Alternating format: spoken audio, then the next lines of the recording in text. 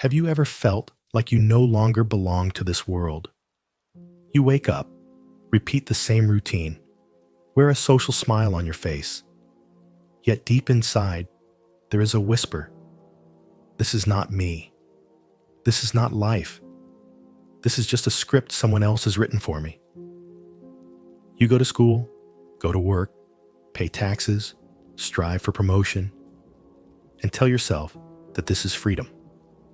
But every night, when the noise outside fades, silence rushes in, bringing a question.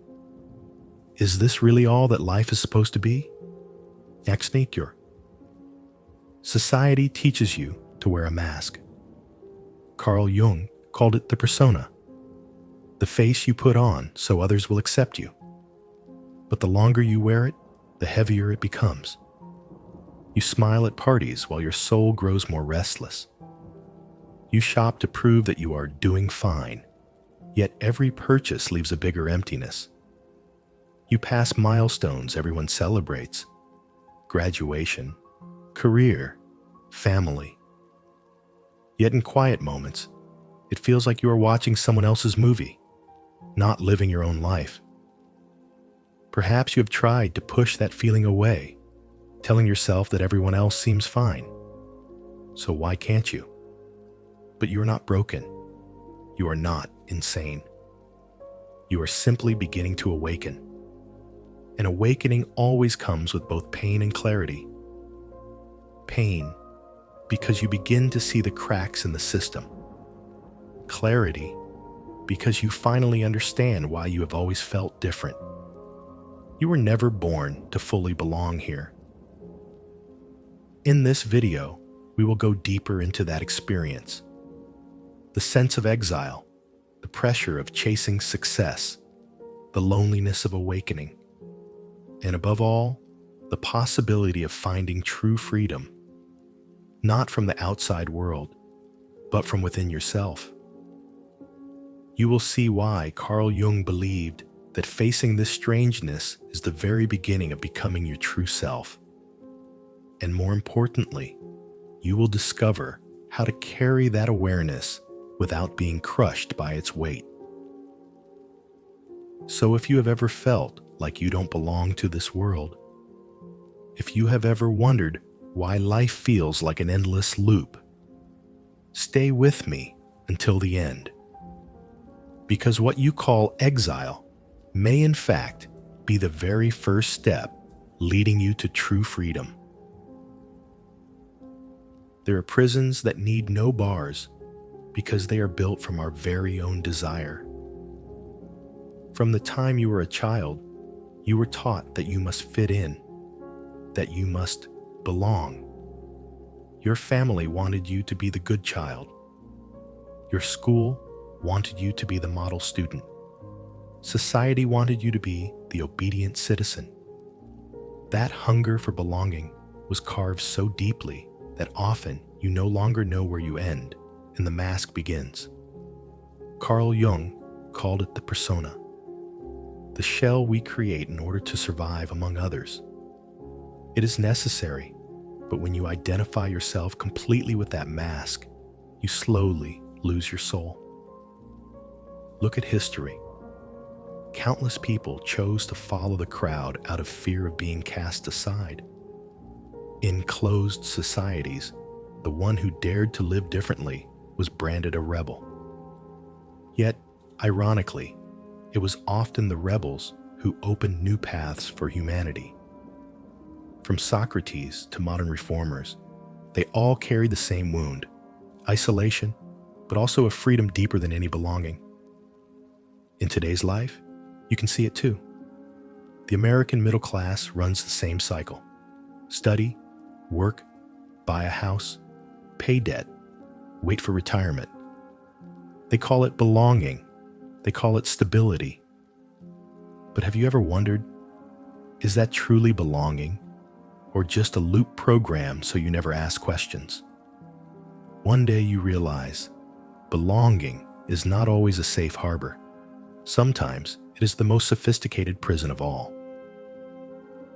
Jung once said, "Do not cling to what society expects. Live as the person you truly are. The moment you put down the mask, you may feel empty, even rejected. Yet it is in that very moment that the doorway to freedom appears. If belonging is only a trap, then where will you truly find yourself? Success is sometimes like a golden cage. From afar, it sparkles with brilliance. But once you step inside, you realize you have traded your wings of freedom for shining bars. Modern society glorifies success as the ultimate destination. You are taught that only when you earn a lot of money, have a stable career, own a house and a car, will you truly be free. Yet Carl Jung once warned, if the soul is swallowed by material ambition, we become victims of the very shadow we have denied. While you climb tirelessly up the ladder of success, the neglected parts within you, exhaustion, the longing to live authentically, the fear of meaninglessness, grow larger and return to consume you. Look around. How many people at 40 or 50 have reached the peak of their career only to collapse in a hospital bed from stress, heart disease, or depression? They once believed that wealth equaled freedom. But lying in a hospital bed, they realized true freedom cannot be bought with endless overtime hours, nor is it found in the reports that once made them proud. Then one day, you see that you are no longer the owner of those things. They own you. The house turns into a burden that forces you to work to exhaustion. The title becomes a shadow that haunts your every step. As the saying goes, many people die at 25 but aren't buried until 75. How many of us are living like walking corpses, moving, working, smiling, while the soul has long been buried? Jung did not reject success. He simply pointed out that if you identify yourself with external achievements, you lose your inner self. Success is not a mountain to conquer, but a mirror reflecting back to you. Do you still recognize the one standing behind the spotlight? If success does not bring freedom, then what awaits you when you finally awaken? Is there any loneliness deeper than sitting in a crowded room, laughter echoing everywhere, yet feeling as if you are on another planet? That is the experience of many when they begin to awaken. You no longer see the world with the same eyes. The social games, competition, boasting, empty chatter suddenly feel foreign. Carl Jung called this the hardest step of individuation. When you separate yourself from the collective to return to your true self, you feel exiled in the very place once called home. History has witnessed this many times. Socrates was sentenced to death simply for asking questions Athens did not want to hear.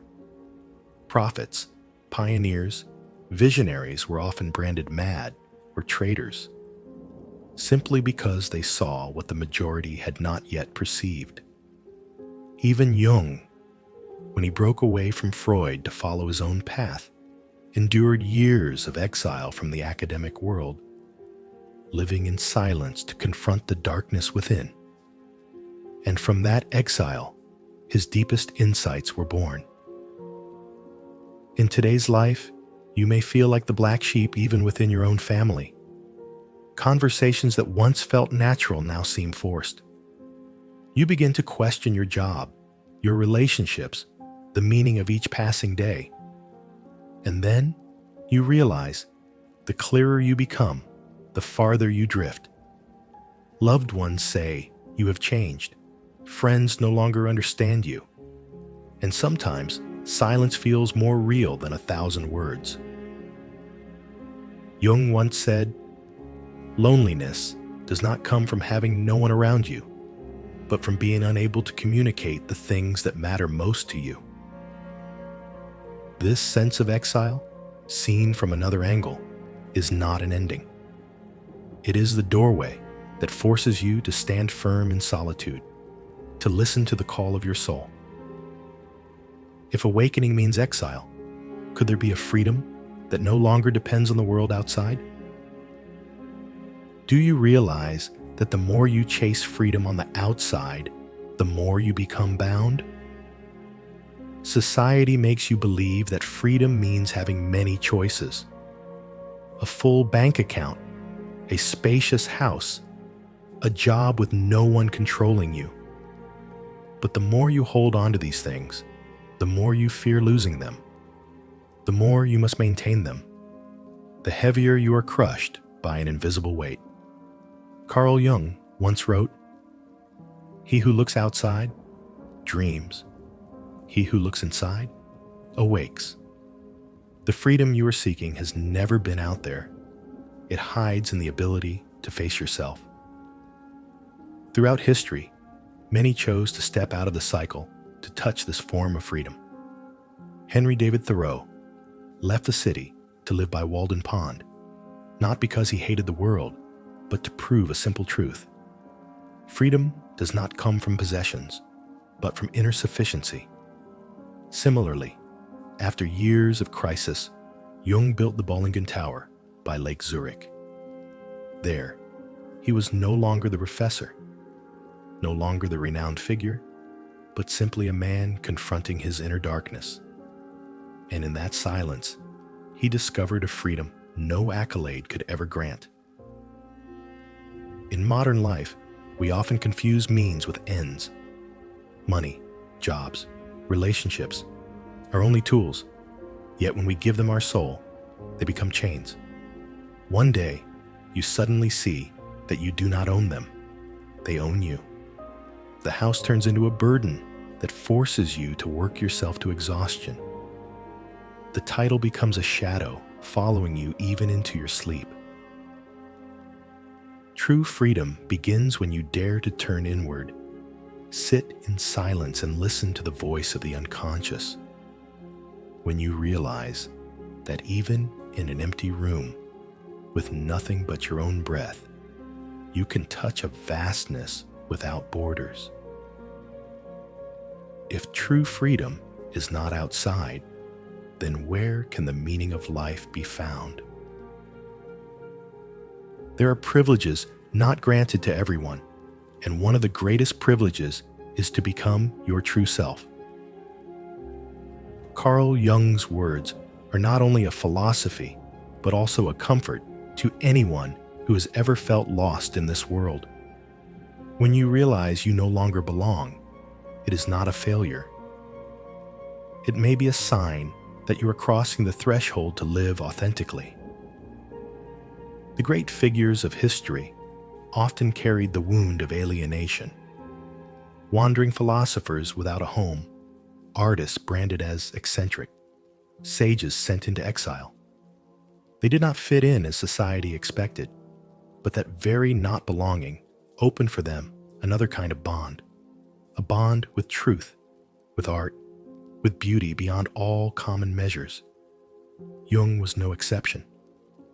In the years of building the Bollingen Tower, he lived simply, far from the recognition of academia. And there, in the stillness, he found a freedom no power could take away. Perhaps you have suffered from loneliness. Perhaps you have longed to be embraced by this world. But have you ever asked yourself, have you truly embraced yourself? The feeling of not belonging, once a wound, can now be seen as a doorway, an invitation to begin an honest dialogue with your soul. If you no longer belong to this world, are you ready to belong to yourself?